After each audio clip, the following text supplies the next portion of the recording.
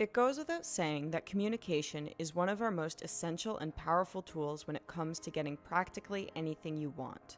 We communicate when negotiating, dealing with conflict, flirting, making friends, and so on. In this series, we will cover the basics of communication and ways you can improve your communication when you're arguing, trying to understand people better, expressing yourself more clearly, and developing strong connections with people. Welcome to the Better Your Communication course. This is Lindsay from Beprimo, and be sure to subscribe to our channel if you're looking for more videos about self-improvement, motivation, and relationships.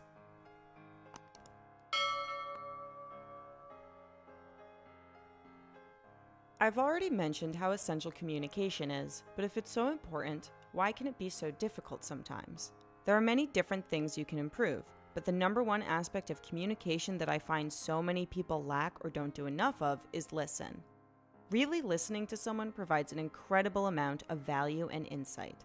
You're able to develop greater empathy for them, and when someone feels like you understand them, they're more likely to open up to you.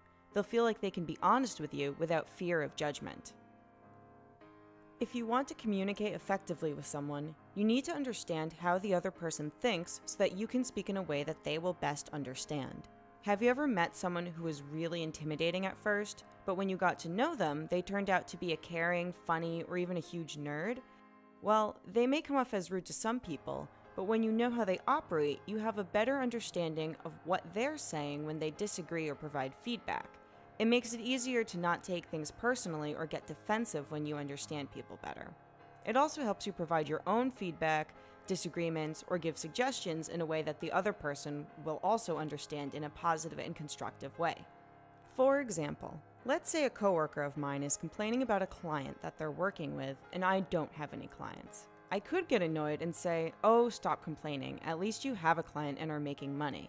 But that would shut down the conversation or make my coworker feel even more frustrated.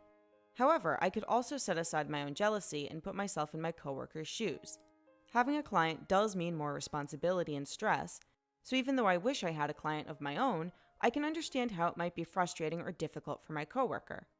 When I take that into account, I can empathize with my coworker and talk with them through their difficulties and strengthen my relationship with them. If I know my coworker well, I will also know how to deliver advice. If there's someone who says they like direct feedback but actually gets defensive, I'll know to cushion my critique between supportive comments to soften the impact for them. Now, when you're listening to someone, remember that they are your number one focus. Not what you're going to say next, what's going on outside the window, or where you're going to have for lunch that day. Push your thoughts to the side for a moment. The other person will feel heard and validated when you give them your full attention. And then 2 more things to keep in mind.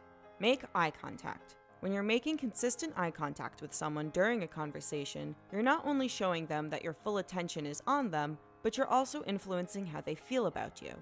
When you're focusing on the other person, you're paying attention to their facial expressions, their body language, tone, and other subtle cues of how they're feeling. This makes it easier to develop empathy for them and match their energy. In previous videos, I've talked about how mirroring a person can help develop feelings of trust and intimacy. So if you're making eye contact with someone and mirroring them, they're more likely to feel comfortable around you and open up.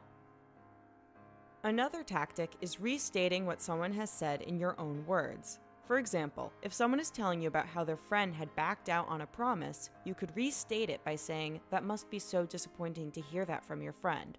Or, "Your friend isn't chipping in anymore? That's got to be so upsetting." You can also ask simple questions such as, "How did you feel about that? What are your thoughts about that? Was that difficult for you?" Restating what someone has said and asking simple questions like that confirms that you are listening to them and gives them a venue to continue talking.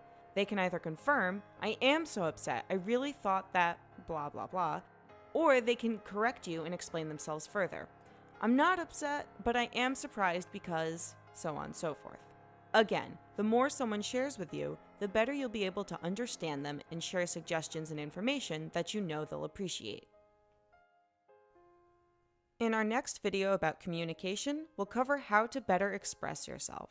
Thank you everyone for watching. Stay tuned, please like and subscribe, and leave a comment about a time you felt like someone really understood you, and what was it about them that made you feel so understood.